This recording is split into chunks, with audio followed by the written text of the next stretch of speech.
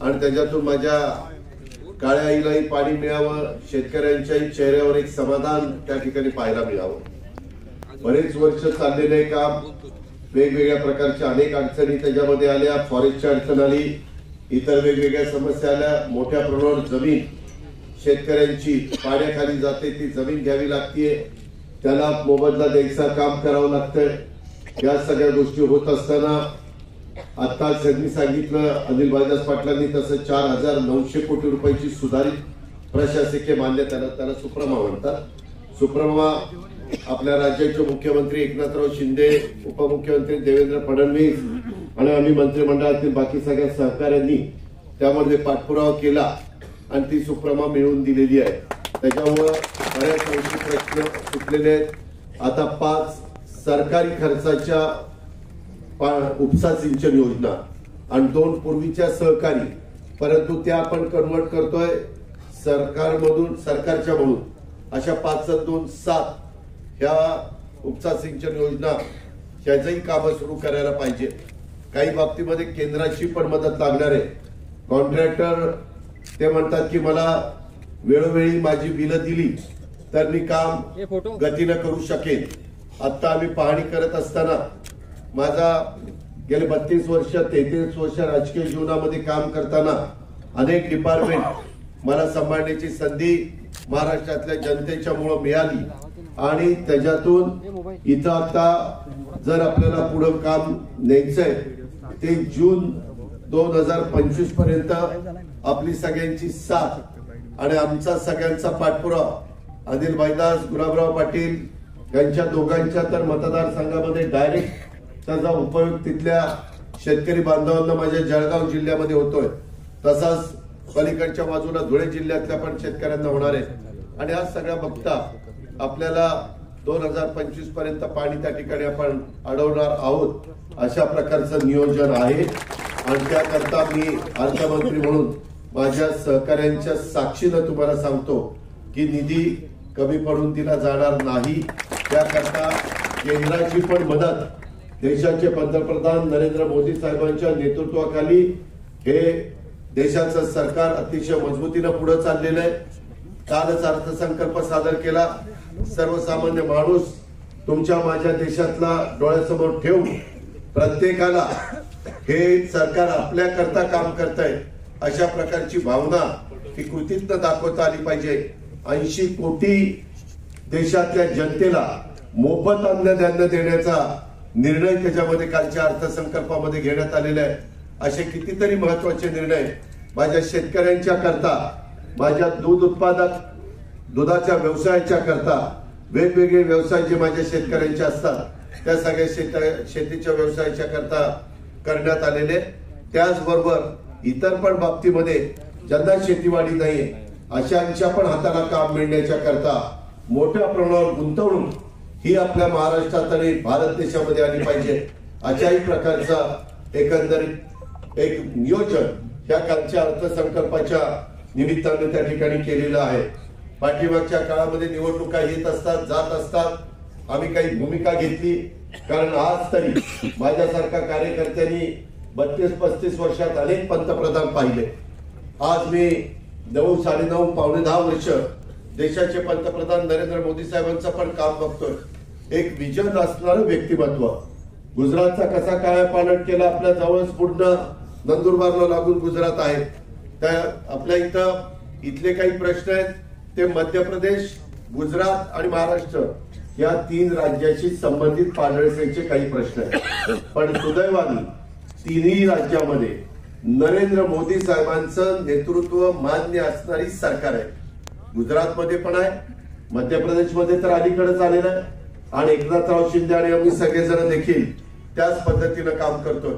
त्याच्यामुळं पाण्याचं वाटप होत असताना काही तापीचं जे पाणी वाटप झालेलं आहे त्याच्यामध्ये किती महाराष्ट्राला मिळालं पाहिजे, किती मध्य प्रदेशला, किती गुजरातला, ह्या सगळ्याचा अभ्यास झालेला आहे। त्याच्यात अजून काही चर्चा करण्याची गरज आहे, ती पण चर्चा करावी लागणार आहे। त्याच्यामध्ये वेळ पडली तर देश पातळीवर जाऊन तिथं तिन्ही मुख्यमंत्र्यांना बोलून आणि पाटबंधारे मंत्र्यांना बोलून त्याच्यात मार्ग काढता येईल। एकाच नेत्याच्या नेतृत्वाखाली तिन्ही सरकार असल्यामुळे अडचण येणार नाही। त्याच्याऐवजी जरा वेगळ्या विचाराचं सरकार एखाद्या ठिकाणी असतं आणि 2 एका विचाराची असती तर 3 ठिकाण काम बिघाड झालं असतं. आता मात्र तसं होणार नाही. मी जबाबदारीनं तुम्हाला सांगतो, कारण आम्ही अनेक वेगवेगळ्या प्रकारचे प्रकल्प मार्गी लावलेले कार्यकर्ते आहोत आणि आज हे सर्वसामान्यांचं सरकार ज्यावेळेस एकनाथराव शिंदेच्या नेतृत्वाखाली काम करत आहे त्यावेळेस तिथं देखील कुठलाही माझा उत्तर महाराष्ट्रातला असेल, खानदेशातला किंवा पश्चिम महाराष्ट्र असेल, कोकण असेल, विदर्भ असेल, मराठवाडा असेल, कुठल्याही भागातला हा माझा सहकारी कुठं मागे राहता कामा नये, त्याला अशा प्रकारची भावना मनामध्ये येता कामा नये किंवा आमच्याकडे काही सरकार बघणार आहे का नाही, अशा प्रकारचं सगळीकडचा विचार करून आपली कामं चालली. नॅशनल हायवेची मोठी कामं चालली. वंदे भारत ह्या ट्रेनच्या पण बाबतीमध्ये मोठ्या प्रमाणावर रेल्वे लाईनची कामं चालली. नवीन नवीन रेल्वे सुरू होतात. विमानतळांची कामं मोठ्या प्रमाणावर चाललेली आहेत. अशा पद्धतीचे बदल तिथं होत आहेत. जगामध्ये आपल्या देशाच्या पंतप्रधानांना एक मान सन्मान मिळालेला आहे. आज कुठल्याही देशामध्ये गेल्यानंतर मोठ्या उत्स्फूर्तपणे देशाचे पंतप्रधान नरेंद्र मोदी साहेबांचं स्वागत तिथं होत असतं, हेही आपण सगळेजण पाहतोय. आणि आज कुठली दिवाळी, कुठलाही सण न साजरा करता स्वतः देशाचे पंतप्रधान रात्रंदिवस जनतेच्या करता, जनतेचे प्रश्न सुटण्याच्या करता, तरुणांना तरुणींना रोजगार मिळण्याच्या करता, सर्व घटक अनेकांना घर, करोडो रुपयाचे घर बांधणीचा कार्यक्रम त्या ठिकाणी कालच्याही अर्थसंकल्पामध्ये सादर केलेला आहे. त्याच्यामध्ये गॅस तोही देण्याचा कार्यक्रम. तुम्हाला आश्चर्य वाटेल, काही दिवसापूर्वी पंतप्रधान सोलापूरला आले होते. मित्रांनो, 15,000 लोकांना चाव्या देण्याचा कार्यक्रम झाला. किती? 15,000 घरं बांधलीत आणि अजून 15,000चं काम चाललं. एका ठिकाणी 30,000 घरं बांधण्याचा कार्यक्रम चालला. अशा पद्धतीची कामं चालली. गरीबाच्या गरीब माणसाला जो भूमिहीन आहे त्याला पण घर देतोय आपण. आणि अशा प्रकारचं ज्याच्यातून तुमच्या परिसरातल्या शिवारामध्ये पाणी फिरल्यानंतर खऱ्या अर्थाने इथं आर्थिक सुबत्ता येईल. खऱ्या अर्थाने माझा कापूस पिकवणारा, माझा सोयाबीन, माझा गहू, माझा ज्वारी, मका पिकवणारा शेतकरी हा अतिशय समाधानी होईल. त्याच्यामध्ये केळी म्हणू नका, फळफळावळ म्हणू नका, ऊस म्हणू नका, ज्याच्यातनं तुम्हाला 2 पैसे मिळणार आहेत. पोल्ट्रीचा व्यवसाय असेल, दुधाचा व्यवसाय असेल, दुधाच्याही व्यवसायाच्या करता कालच्या बजेटमध्ये करोडो रुपयांची तरतूद त्या ठिकाणी केलेली आहे. आणि मी देखील ज्या भागात येतो तुम्हाला आश्चर्य वाटेल, माझ्या स्वतःच्या तालुक्यातनं रोज 8 लाख लिटर दूध आज मार्केटला जातं. 8 लाख लिटर दुधाचा 35 रुपयांनी दर बघितला तर 8×24 आणि 8×45 किती लाख रुपये आज त्या भागामध्ये येतात त्याचा विचार करा. त्याच्यातून बदल होत असतात, त्याच्यातनं आर्थिक सुबत्ता येत असते.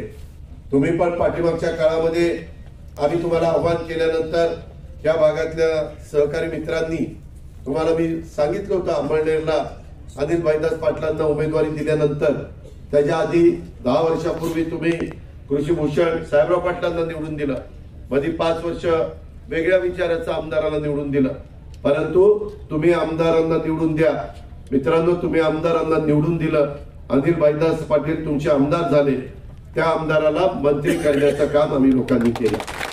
एकनाथराव शिंदेच्या मंत्रिमंडळामध्ये पहिल्यांदा तर एकनाथराव शिंदे, देवेंद्र फडणवीस हे सगळेजण होते. आम्ही निर्णय जो घेतला हे लोकांचे प्रश्न सुटण्याच्या करता घेतला. आम्ही आज सरकारमध्ये नसतो तर मी तुम्हाला छातीठोकपणे सांगतो, हे जे काही पाडळसेचं काम आज गतीनं होऊ पाहत आहे त्याला थोडा का विना विलंब लागला असता. शेवटी राजकारण कशाच करता करायचं असतं. शेवटी मिळालेली सत्ता ही सर्वसामान्य माणसाचे प्रश्न सोडवण्याच्या करता करायची असते. आणि त्याच्यामुळं आम्ही एक वेगळ्या दिशेने महाराष्ट्र कसा पुढे जाईल. वाचाळवीर खूप आहेत. रोज सकाळी काहीतरी बरळत असतात, काहीतरी टीव्हीला सांगत असतात. कधी त्यांना चांगलं दिसत नाही. त्यांनी चष्मेश असे घातलेले की त्यांना चांगलं जे काम चाललेलं आहे ते दृष्टीपथातच पाहायला मिळत नाही. आणि म्हणून अशांचा विचार करू नका. त्याच्यामध्ये विकास कशामध्ये होणार आहे, भलं कशामध्ये होणार आहे, आपले प्रश्न कशामध्ये सुटणार आहेत. आम्ही सगळेजण शेतकऱ्यांच्या पोटी जन्मालेले मंत्री आहोत. त्याच्यावर शेतकऱ्यांच्या सगळ्या समस्या बारकाईनं आम्हाला माहिती आहे. म्हणूनच दुधाला 5 रुपये आपण लिटरला अनुदान देण्याचा निर्णय घेतला, धानाला निधी देण्याचा निर्णय घेतला.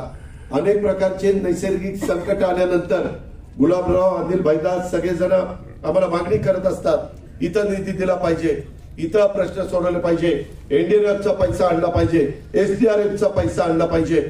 आणि या पद्धतीनं ती कामं करतो. पाणी पुरवठा विभागाचे मंत्री या नात्याने आपल्या महाराष्ट्रामध्ये सगळ्या गावांना पिण्याचं पाणी देण्याचा कार्यक्रम चाललाय. 50% पैसे नरेंद्र मोदी साहेब केंद्रातनं देतात, 50% पैसे आपण महाराष्ट्रातनं टाकतोय. करोडो रुपयाच्या योजना चाललेल्या आहेत. तशाच पद्धतीनं अनिल भाईदासकडे मदत पुनर्वसनाचं काम आहे, आमच्या दीपक केसरकडे शिक्षणाचं काम आहे. गोरगरिबांच्या मुलांना दर्जेदार शिक्षण मिळालं पाहिजे अशा प्रकारचा सातत्याने त्यांचा प्रयत्न असतो. जर खऱ्या अर्थाने मुलं मुली शिकली तर त्या भागामध्ये बदल होणार आहे. ज्ञान चांगल्या पद्धतीनं कसं माझ्या मुला मुलींना मिळेल अशाच प्रकारचा प्रयत्न चाललेला आहे. मित्रांनो, खूप काही गोष्टी बोलण्यासारख्या आहेत, परंतु तुम्ही नेहमीच आम्हाला आशीर्वाद देण्याचं काम केलेलं आहे. आम्हाला कुणालाही अपमानित करायचं नाही, कुणालाही आम्हाला कुठे टीका टिप्पणी करायची नाही. तुम्ही अशीच साथ देत चला. नरेंद्र मोदींच्या नेतृत्वाखाली देशात उद्याच्याला लोकसभेच्या निवडणुका होणार आहेत. आपल्या महाराष्ट्रातल्या 48 जागांपैकी सर्वच्या सर्व जागा कशा महायुतीच्या निवडून येतील त्याकरता तुमचे आम्हाला भरभक्कम पाठिंबा आशीर्वाद पाहिजेत.